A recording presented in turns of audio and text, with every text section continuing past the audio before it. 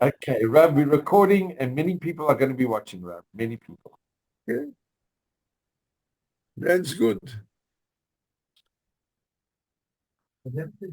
Okay, so where is Ruben? Is not here yet. Okay, the time is come. We are not.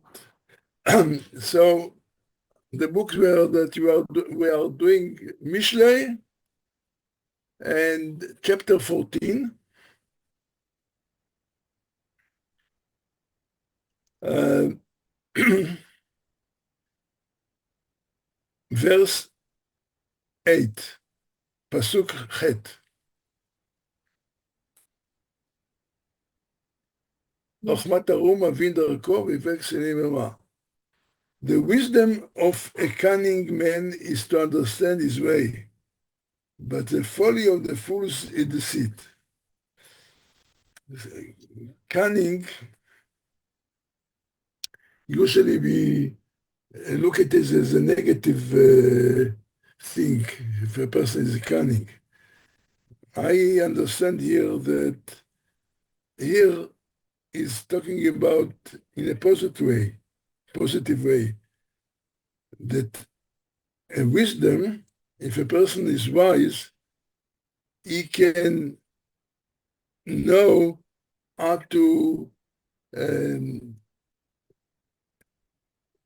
go to weigh his way, to plan his acts, not just to do things impulsively. Use wisdom. So therefore, I'm not sure whether translation of Arum cunning, because if I understand, you tell me, is cunning not a negative negative word? You say when you want to say somebody is a cunning, you don't say it in a positive way. נכון? Am I understand? So therefore I say I think that a room here is not the cunning, the translation cunning I think is not the place, but the idea is a person that is clever and wise, he knows how to navigate in his life, to understand his way. However, but the folly of the fool is deceit. The fool, which he thinks that is a groise chochem, and he tries also to do things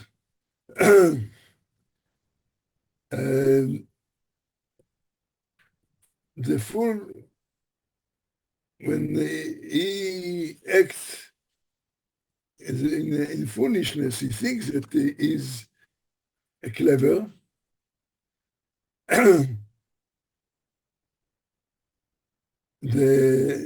The one of the commentators said the aim of the fool for the foolish acts is to execute the deceit in his heart.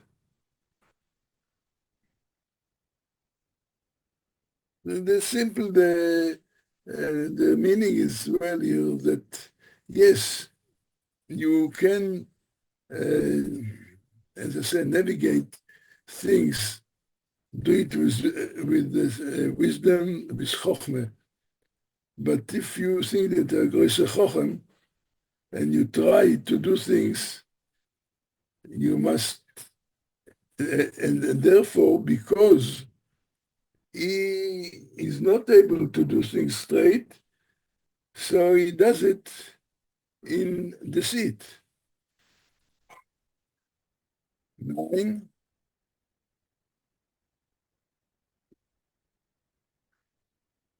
Um, amends for guilt plead for the fools.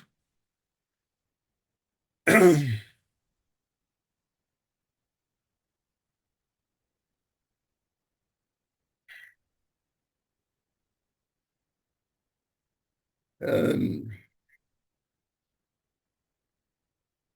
the the fools, or they try to act by thinking, but they try to cover up their foolishness or being wicked. They try to amend what they are doing by, with their money, to cover up. They think that this is how they're going to get attention or respect. However,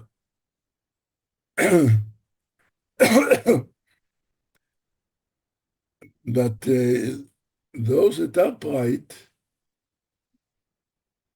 they are doing things which is right to do, and they don't, and Rashi ends that Hashem, God, is actually finds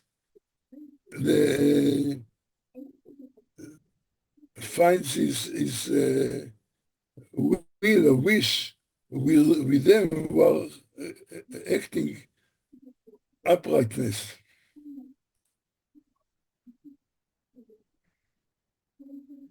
Then, one's heart knows the bitterness of his soul, and in his joy no stranger shall mingle.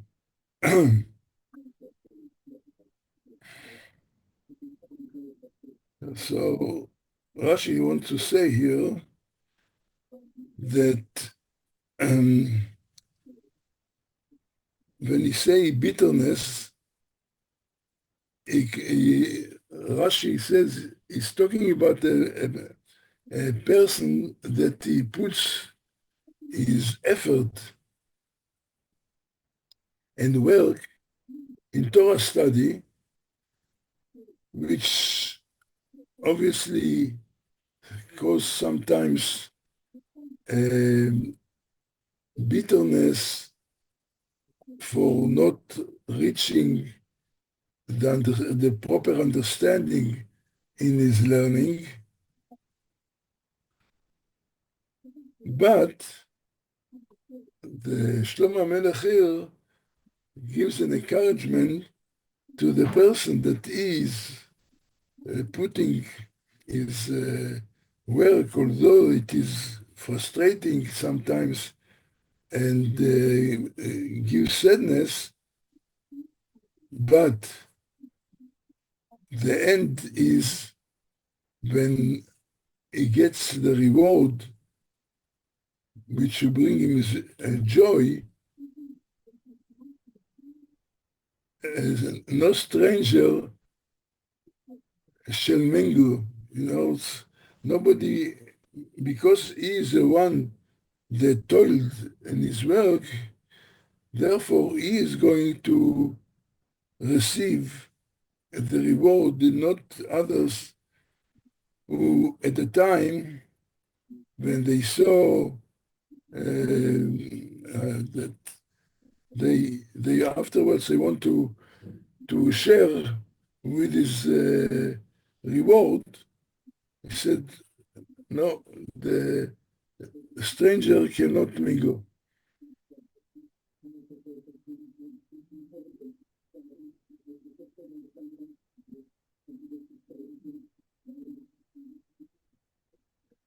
Ibn Ezra says that he wants to say that in a different way here, that a person who is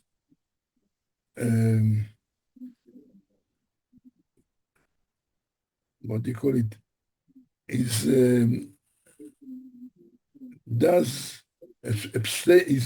fasting and abstaining from the pleasure of the world.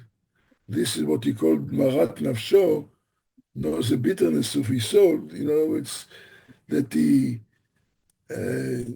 puts himself to not to enjoy the pleasure of life because of his wanting to purify his spirituality,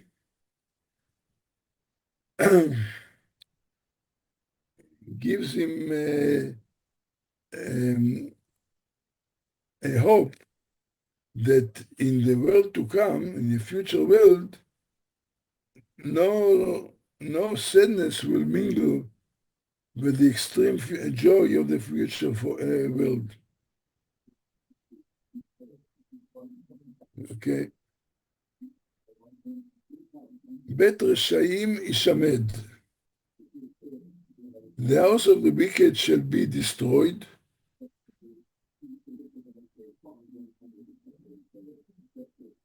And he puts it in a contrast between a house and a tent.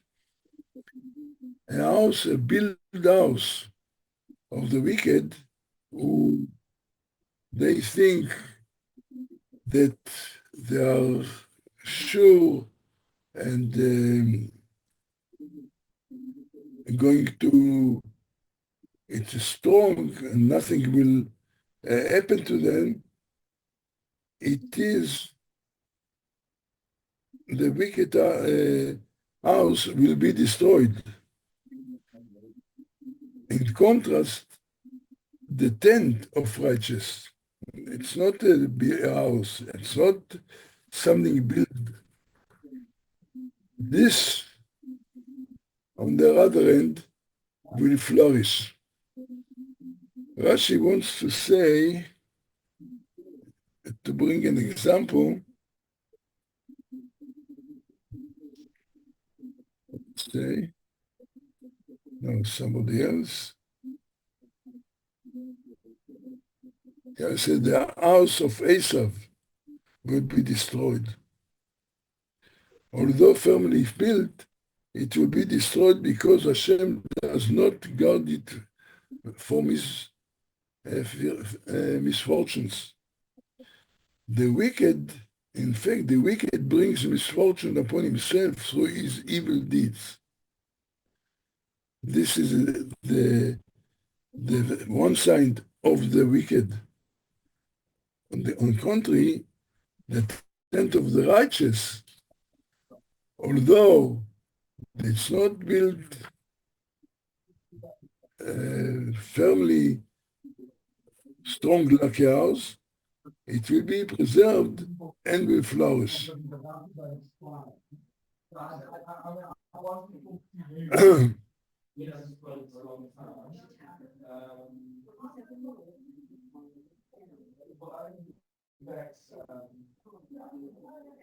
One commentary he brings here,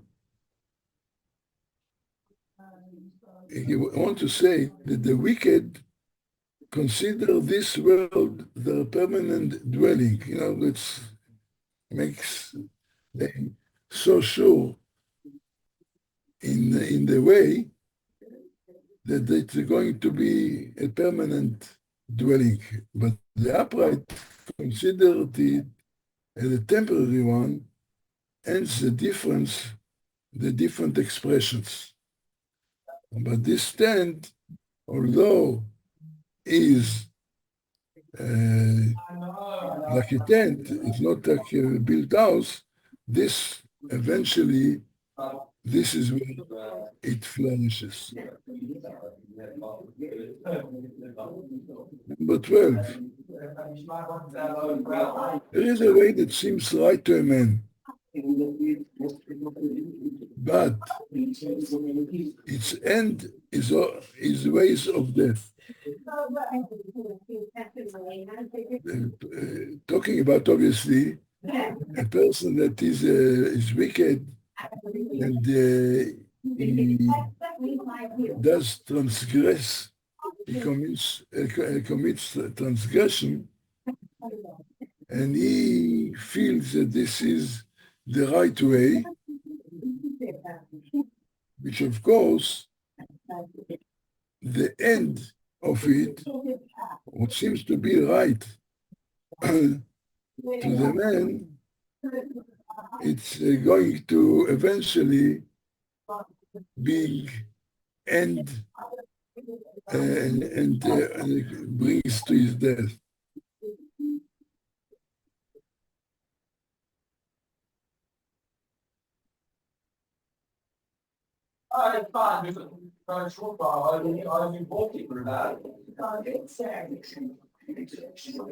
Thirteen. Even with laughter, the out X and is that joy turned to sorrow. This is continuation of the person that thinks that it's the right and but but is not doing right. He doesn't act rightly,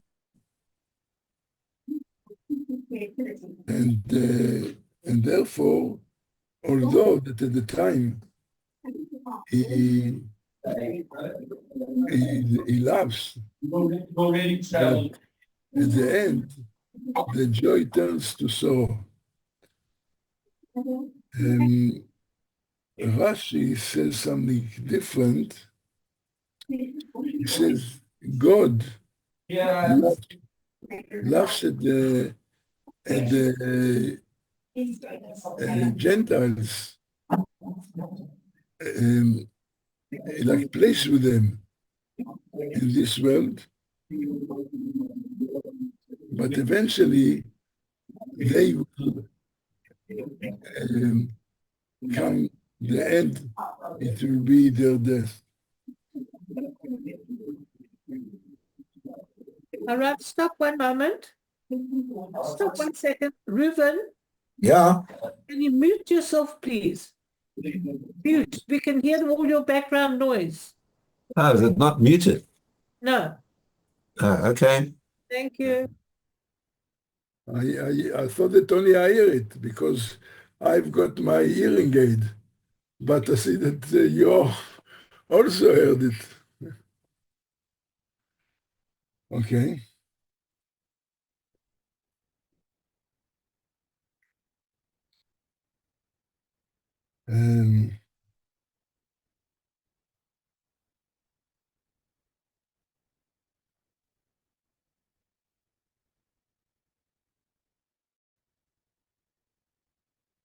There is a little bit a different attempt to understand it.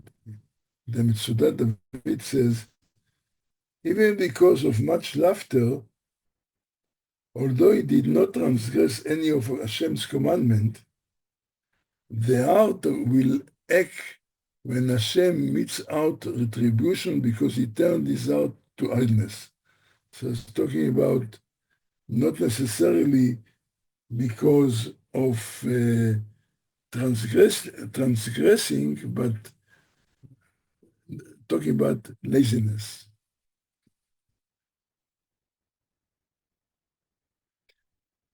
We go to 14. The one with an impure heart shall have his fill from his ways, and above him is a good man.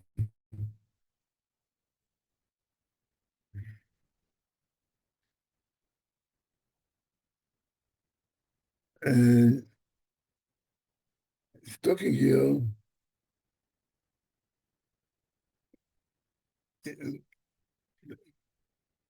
talking again, Rashi tries to bring the model, who is the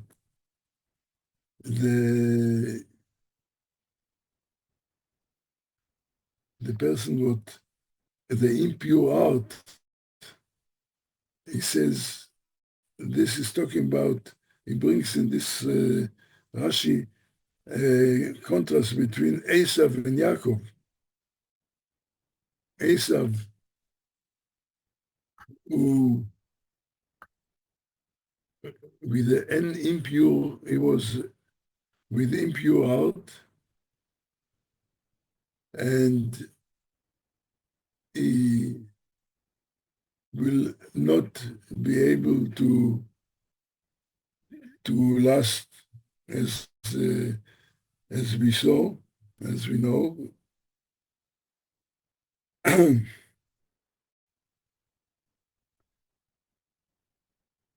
However, above him, like Yaakov, he gets the reward, although that maybe it does things like he says, would seem to be like light mitzvahs, which doesn't seem to be so important, but he gets the goodness.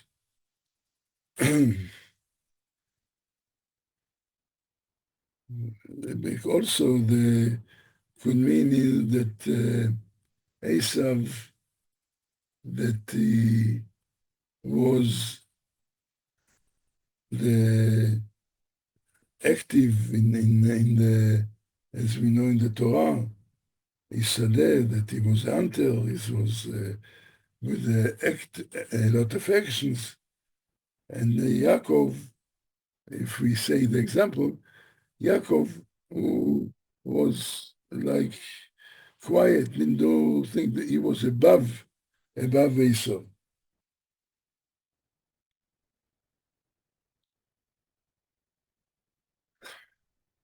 "15. A fool believes everything, but a cunning man understands his steps."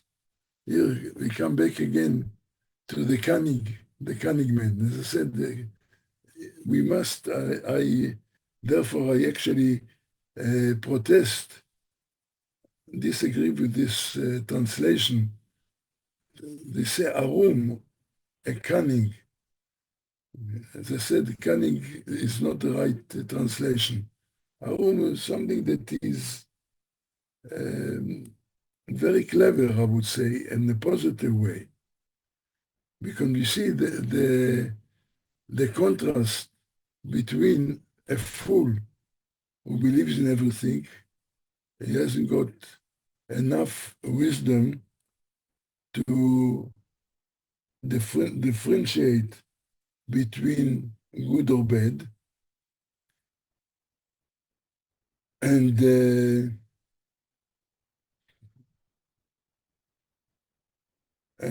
therefore he does things foolishly, although this is wrong, because he trusts in everything that he sees or reads, and this is who takes him from the right path.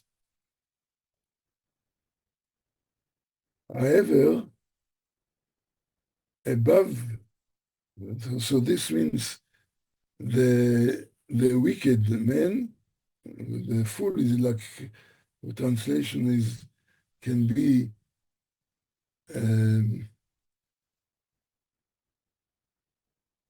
no, still, as I said, the fool believes everything, or he believes in every kind of a story. However,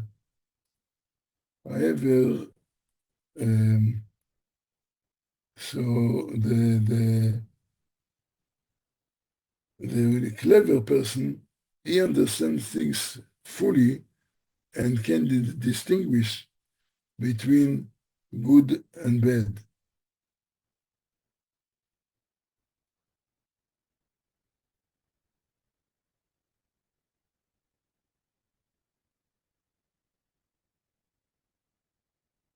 16.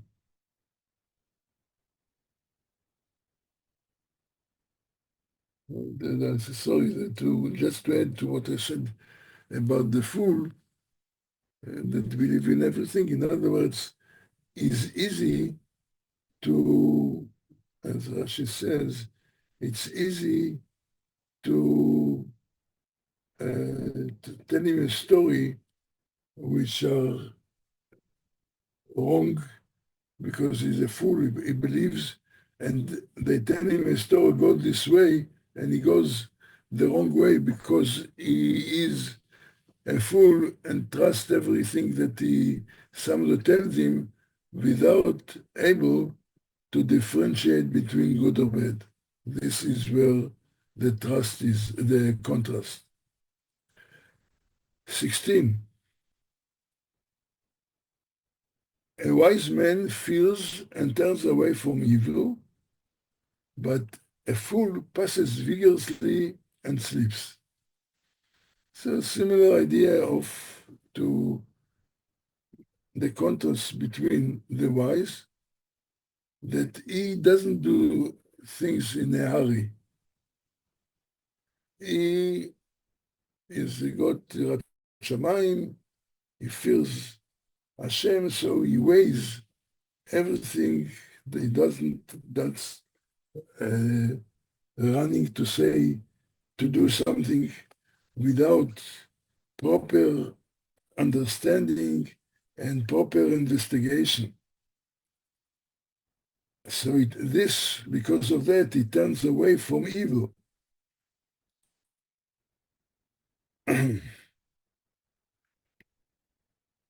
However, a fool, he strengthens himself to pass vigorously. In other words, he tries to do things quickly without much of thinking and weighing, and therefore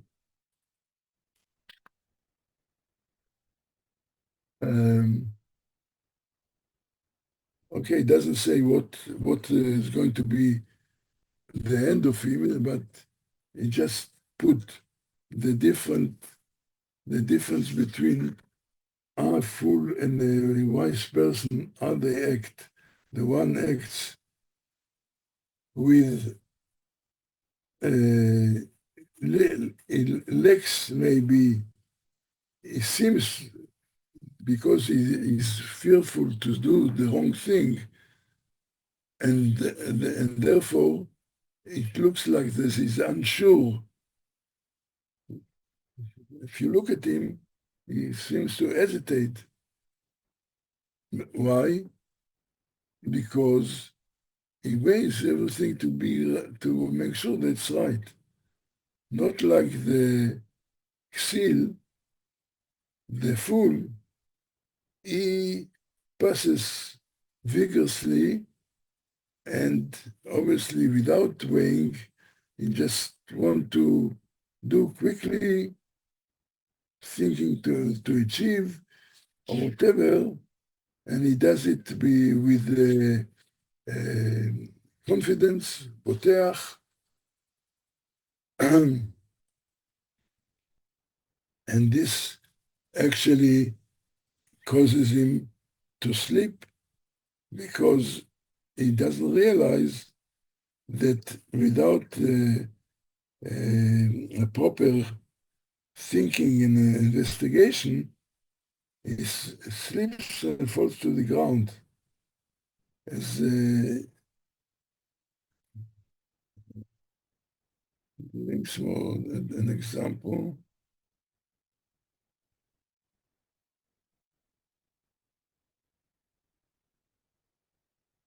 the wise man fears God and turns away from evil, but the fool is angry at others and is confident that he will live. Okay, so the same idea in different expressions.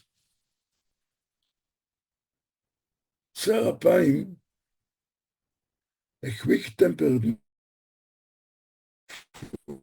Mishleh, and the man of sinful plots is hated.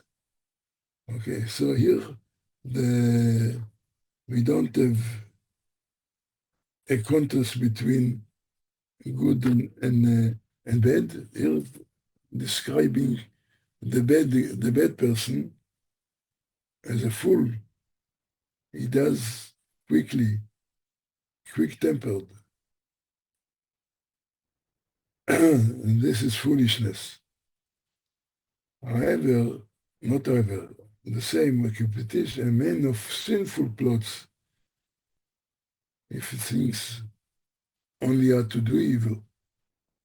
So he's hated by whom? By Hashem.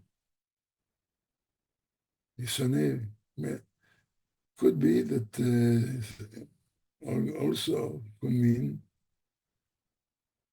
that he can be also hated not only by God, but by people who saw him the way that he acts without thinking, just doing things quickly without thinking.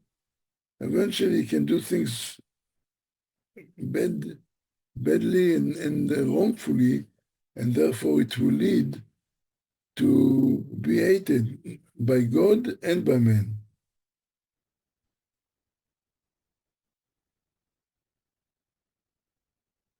And they continue to 20.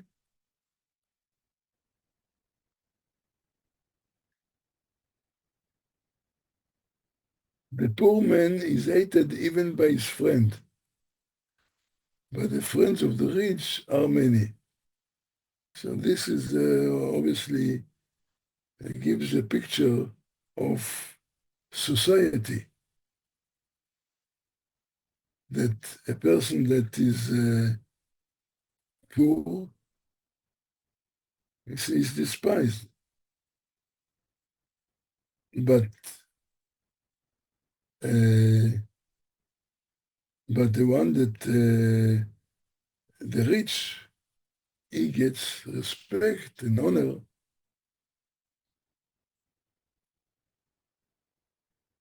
Rashi, other words, he said different a little bit, talking about not poor,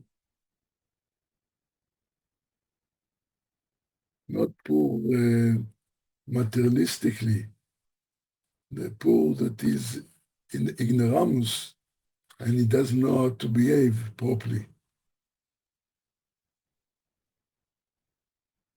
So, talking about poor in behavior.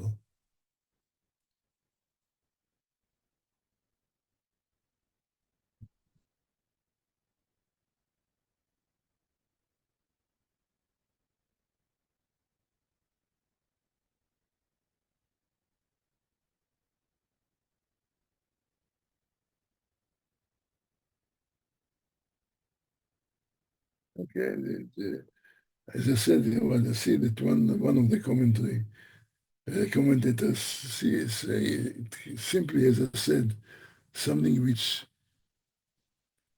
gives us a picture of society. Somebody that's rich and wealthy, he has got a lot of friends.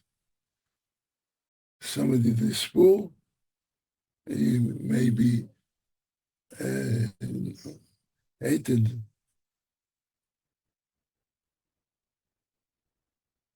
Unfortunately, these are people judge. People judge a person. If he's wealthy, then not only is honorable, but then he shows that he's wise, he's clever. But somebody that is poor, even friends, close friends, may hate him because he probably doesn't share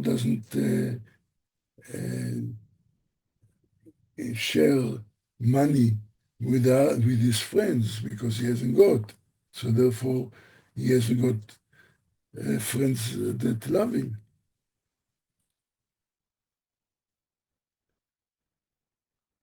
21.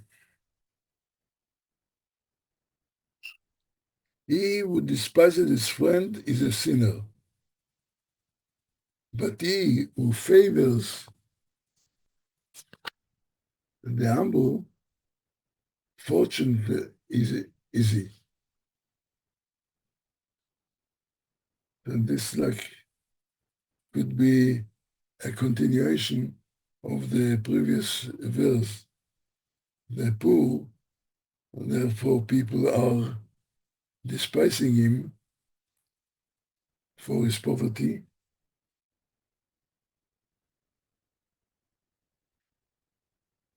And this is wrong, of course, to despise a person. This is is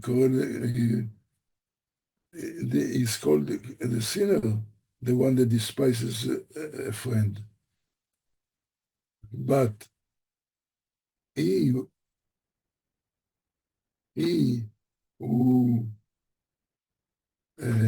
what do you call it, he favors the humble. Humble can mean, in fact, in the Hebrew is more aniyim, the poor.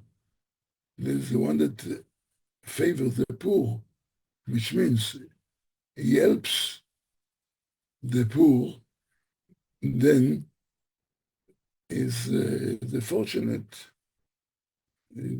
because he's doing chesed, he's doing good things.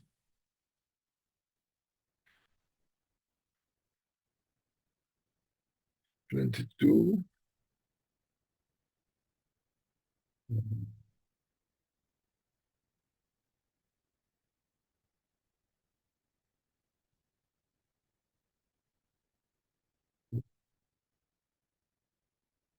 So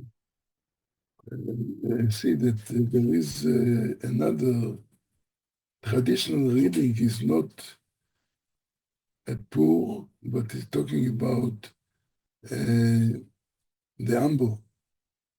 The humble, if he's despised. But I think that usually it's actually meaning the same thing, because other people appreciate a person poor and he's humble. They say, yeah, Nebach, he's humble. So therefore they despise him because he is poor. Okay, let's see the next one. 22. Will they who plan evil not go astray? But kindness and truth come to those who plan good. So it talking that those that are plan evil, then of course they will be, in the question mark, will not go astray. So it means that they will be punished.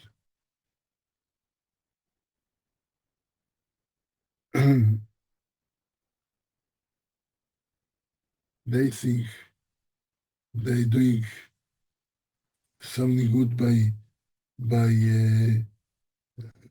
planning evil on others. He says that they will fail and fall. Those, however, who are kind and true, helps others, and good, then they will benefit. Yeah, this is simple.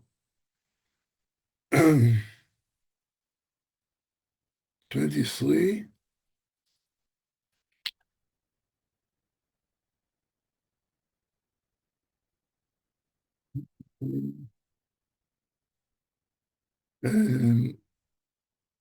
In every toil, there will be gain.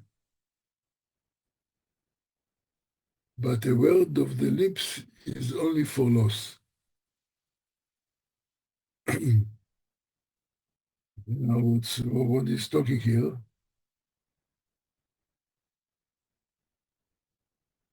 Talking about the person who thinks that talking much, this is something that will bring him gain. So, if one tires himself by talking, he will only suffer a loss. For with too much talk, there will always be sin. מצודה דוד.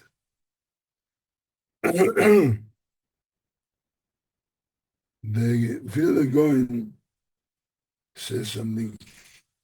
A person performs immediately will bring a person that every good deed a person performs immediately will bring him reward.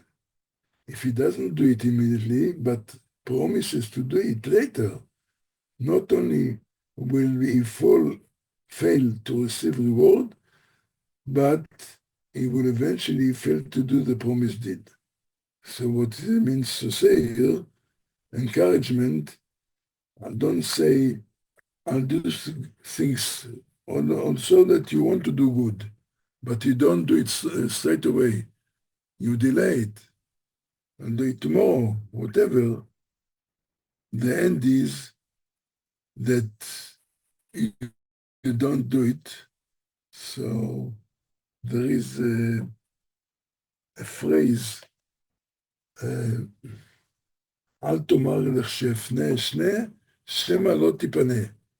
Don't say, when I will have time, then I will study, then I will learn, because maybe never the time will come. So Rav, you got 2 minutes left. Yeah, we finished. The encouragement is, if you've got a good deed, a good thought to do, don't delay it, do it straight away. Don't say, I'll do it tomorrow, I'll do it later. Maybe because maybe the time will not come for later. So with this, we finish the verse 23. Please God, we'll continue next week with 24. And I wish you all good, well, and to hear good news. As you hear, I'm sure, follow the news. At the moment, there is quite a lot of great expectation here in Israel about Trump, what he says, if he will do it. It's a question we will have to wait and see. You don't know, but at least it doesn't seem to be that at least if he carries out what he really thinks and wants to do, then it will be a big turning point. So, you will have a rest of the week, a good week. And as I say, we always have hopes that things will turn good. Amen. Have a good night. And Mazel tov, your How's the latest weather at your engagement. place? Are you still very, very hot? Is it still very hot? Yeah? Not too bad, Rav. Felicia, I met your daughter on Shabbos at Yeshiva College. Very nice to meet her. We had quite a nice chat. Lovely. When is Felicia, she you're coming back, muted. Felicia? When is she coming back? Felicia, Karen. you muted. Now, tomorrow, Thursday, please God. Okay. She's leaving tomorrow evening from Cape Town. They're So having she a had a great time. she had a good time. Wonderful. They're doing the wackiest things. Been from the top in Cape Town, she's been from the top of Table Mountain, and today she was in Cape Point, and in Muizenberg, and in Boulders. Wonderful. She started the morning with a walk on the beachfront in Sea Point. Zij dacht meer leven. Kevin Horror. Absolutely. Good for her. Absolutely wonderful. Yeah. Okay, have a good night, guys. Good You night, too. Good Rav. night, Thank Rabbi. you. Everybody, Thank good you. week. Thank you very Thank much. you. Thank you. Thank Thanks, you. Sarah. Bye. Bye. Bye.